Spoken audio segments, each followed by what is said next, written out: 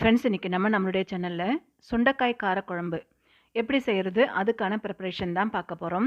நம்மளுடைய சேனலை சப்ஸ்கிரைப் பண்ணாமல் பார்க்குறவங்க சப்ஸ்கிரைப் பண்ணிவிட்டு பாருங்கள். பக்கத்தில் இருக்கிற பெல் ஐக்கானை கிளிக் பண்ணிக்கோங்க. அப்போ தான் அடுத்தடுத்து புது வீடியோஸ் உங்களுக்கு நோட்டிஃபிகேஷனில் வரும். இப்போ நம்ம ப்ரிப்பரேஷனை பார்த்துடலாம். நான் ஒரு பேனில் ஆயில் விட்டுக்கிறேன்.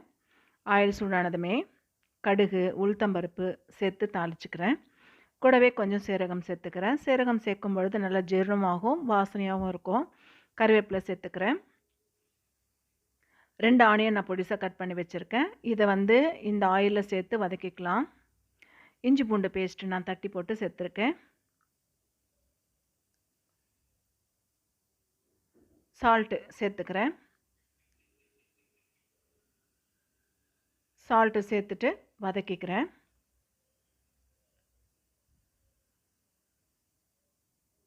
மஞ்சள் தூள் கொஞ்சம் சேர்த்துக்கிறேன். இப்போது 2 தக்காளி நான் பொடிசாக கட் பண்ணி வச்சுருக்கேன். வெங்காயத்தோடு இந்த தக்காளியும் சேர்த்து வதக்கிக்கிறேன். வெங்காயமும் தக்காளியும் நல்லா வதங்கி வரட்டும். நான் சுண்டைக்காவை இடித்து வச்சு எடுத்து வச்சுருக்கேன். வாஷ் பண்ணிவிட்டு இடித்து எடுத்து வச்ச அந்த சுண்டைக்காவை இந்த வெங்காயம் தக்காளியோடு சேர்த்து நல்லா வதக்கிக்கிறேன். ரொம்ப நல்லது சுண்டைக்காய். வாரத்தில் ஒரு நாளாவது சேர்த்துக்கணும். புளியை நான் கரைச்சி வச்சுக்கிறேன்.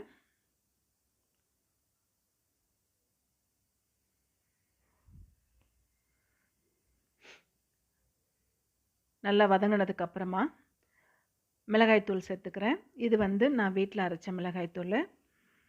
நான் ஒரு 5 டீஸ்பூன் அளவுக்கு நான் சேர்த்துக்கிறேன்.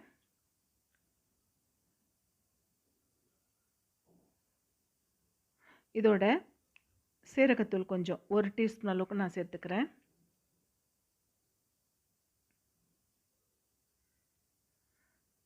சேர்த்துட்டு நல்லா மிக்ஸ் பண்ணிவிட்டு தேவையான அளவுக்கு தண்ணி ஊற்றிக்கலாம். தண்ணி ஊற்றிட்டு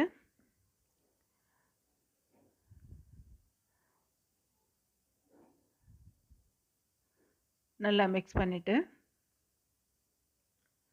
ஒரு தட்டு போட்டு மூடி வச்சிடலாம்.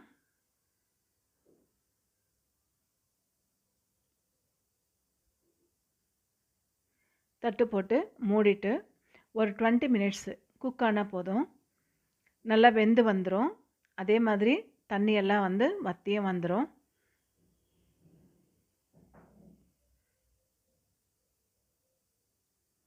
தட்டு போட்டு மூடி வச்சிடலாம். ஒரு 20 மினிட்ஸ் கழித்து எடுத்துடலாம். தண்ணியெல்லாம் நல்லா வற்றி வந்திருக்கு. அதே மாதிரி நல்லா வெந்துருச்சு. இப்போ நம்ம கரைச்சி வச்சுருந்தோம் இல்லையா புளி, அதை இதோட சேர்த்துக்கிறோம். சேர்த்துட்டு நல்லா மிக்ஸ் பண்ணிக்கலாம். அவ்வளவுதான், காரசாரமான சுவையான சுண்டைக்காய் வத்தக்குழம்பு ரெடி. சூப்பராக ரெடி ஆகிடுச்சு. இது சாதத்தோட பிசைஞ்சு சாப்பிட்டா ரொம்ப நல்லாயிருக்கும். களிக்கு நல்லாயிருக்கும். இட்லி, தோசை, சப்பாத்தியோடு சேர்த்து சாப்பிட்டாலும் ரொம்ப நல்லாயிருக்கும். அவ்வளோதான், சூப்பரான சுண்டைக்காய் காரக்குழம்பு ரெடி ஆகிடுச்சு. இதுக்கு சைட் டிஷ்ஷை நான் அப்பளம் போட்டிருக்கேன். இது மசாலா அப்பளம்.